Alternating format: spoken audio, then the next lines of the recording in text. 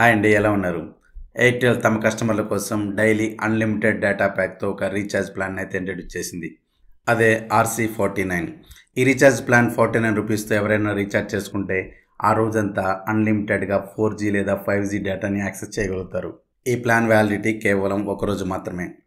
Customers ఎవరైతే తమ regular ప్లాన్లో వచ్చే డేటా సరిపోక ఇబ్బంది పడుతుంటారో వారికి అదనపు డేటాను అందించడం కోసమే ఈ యొక్క సరికొత్త రీఛార్జ్ ప్లాన్ RC49ని ఎయిర్టెల్ ఇంట్రడ్యూస్ చేసింది.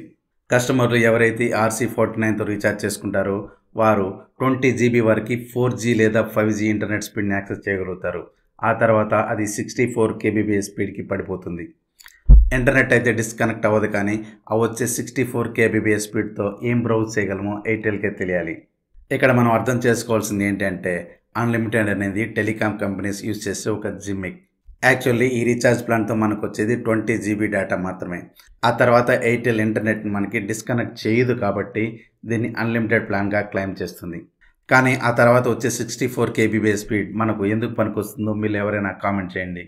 కాకపోతే కస్టమర్లకి రెగ్యులర్ రీఛార్జ్ ప్లాన్తో వచ్చే 1 GB 2 GB డేటా సరిపోక ఇబ్బంది పడుతుంటారో, ఎవరికైతే డైలీ ఎక్కువగా డేటా అవసరం అవుతుందో వారికి ఇది ద బెస్ట్ ప్లాన్ అని చెప్పొచ్చు.